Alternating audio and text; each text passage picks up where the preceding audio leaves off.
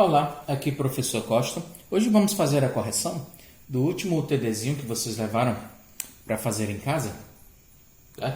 Teve alguns questionamentos, né? A maioria não, mas teve alguns questionamentos, então a gente vai resolver todo o nosso TD. É o TD número 10. Primeira questão, ele pede que você defina com suas palavras o que é que são números primos.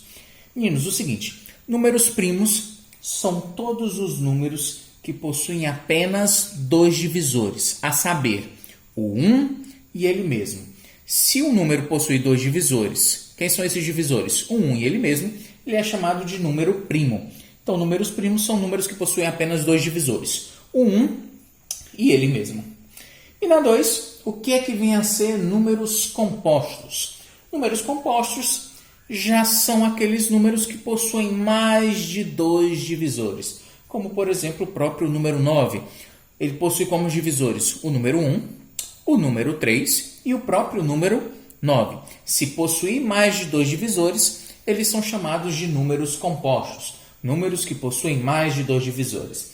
E ainda existem aí aqueles números que nem são primos e nem são compostos, certo? Então, o seguinte, questão 3 é sobre divisibilidade.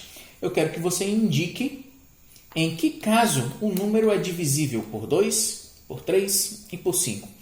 Então, é o seguinte, ele é divisível por 2 quando ele for par, ok? Quando ele terminar em 0, 2, 4, 6 ou 8. Se ele terminar dentro desses números, ele é um número par, portanto, é um número divisível por 2. Quando é que ele vai ser divisível por 3? O número ele é divisível por 3 quando a soma de seus algarismos formarem um número divisível por 3.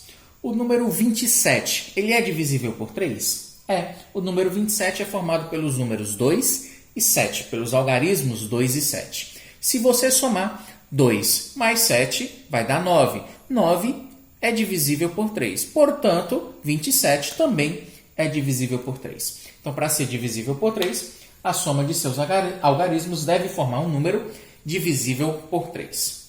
E, por último, divisibilidade por 5. O número é divisível por 5 quando ele terminar em 0 ou em 5. Questão 4, a maioria das pessoas tiveram dúvida nessa questão. Então, é o seguinte, o número ele é divisível por 3 quando a soma de seus algarismos formarem um número divisível por 3. Até aí, sem novidades. Um determinado número possui o algarismo das unidades, como sendo 9, e o das centenas é 4. Quero que você me determine o algarismo das dezenas para que ele seja divisível por 3. Então, o número é 400, alguma coisa 9. Eu quero que esse número seja divisível por 3. Então, é o seguinte, nós temos que somar os algarismos que nós já conhecemos. 9 mais 4 faz 13. 13 é o que eu já tenho. Mais algum número tem que formar um número divisível por 3. Então, deixa eu ver aqui. Acho que é pronto. 4 mais 9 faz 13. O mais próximo, se eu colocar o 0, fica 409. 9 mais 4 dá 13. 13 mais 0 é 13. Já não é divisível, certo? Por 3. Se eu colocar 1, 9 mais 1 dá 10. 10 mais 4 dá 14. 14 não é divisível por 3. Se eu colocar o número 2, 9 mais 4 dá 13.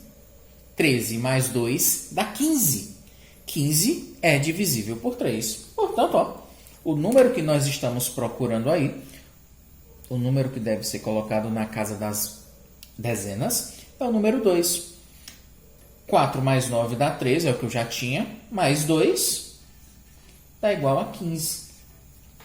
Se existem outros números, vamos testar.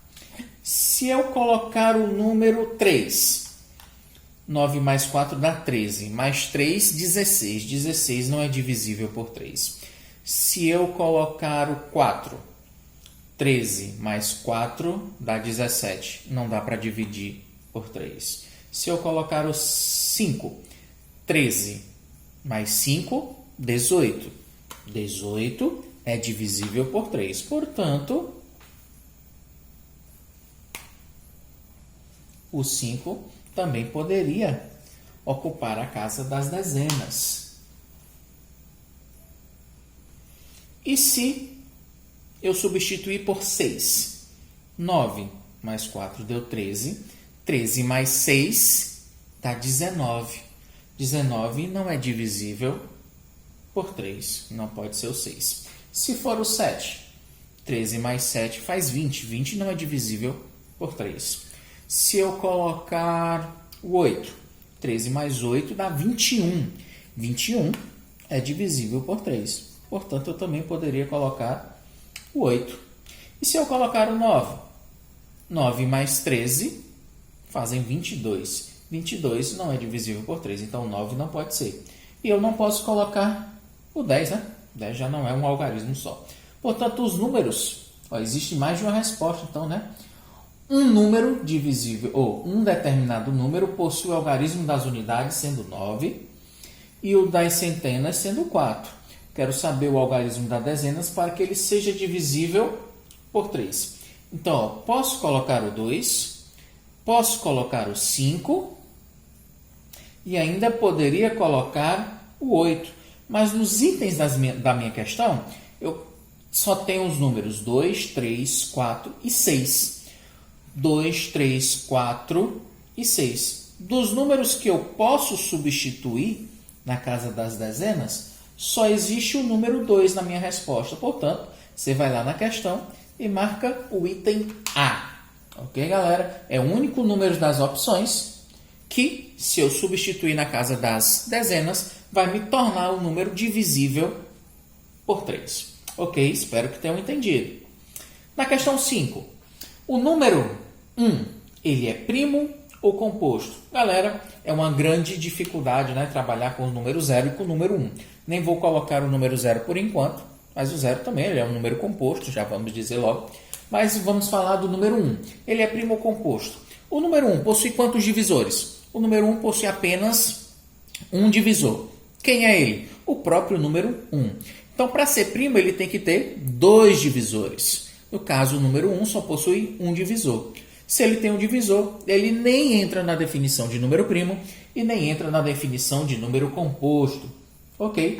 Então, o número 1, ele nem é primo e nem composto. Justificativa, ele possui apenas um único divisor. Ok? O número 1, ele não é primo e nem composto. Ele é um número primo ou composto? Nenhum dos dois, professor. Ele nem é primo nem composto. Qual é a justificativa? O número 1 possui apenas um único divisor. Ele nem se encaixa na definição de primo e nem na definição de número composto. Ok? E a questão 6 aí, para encerrar o nosso TD. Questão 6 diz o seguinte. O número primo, ele tem só 2 divisores, correto? Ele tem apenas um divisor? Não. Nenhum divisor? Também não. Mais que 2 divisores? Também não. Apenas múltiplos? Muito menos. Então, aí seria o item A. Ele possui apenas 2 divisores. Ok. Então, galera, esse foi o nosso primeiro TD. Certo? Provavelmente, próxima aula a gente esteja fazendo um outro. Certo? Essas questões são as questões mais parecidas possíveis com o próprio, como é que eu posso dizer, com a própria avaliação de vocês. São questões bem fáceis de aparecerem em uma provinha, em um exercício avaliativo. Ok, galera? Então é mais ou menos isso que a gente espera que vocês já saibam. Espero que tenha sido esclarecedor e até a próxima aula. Valeu!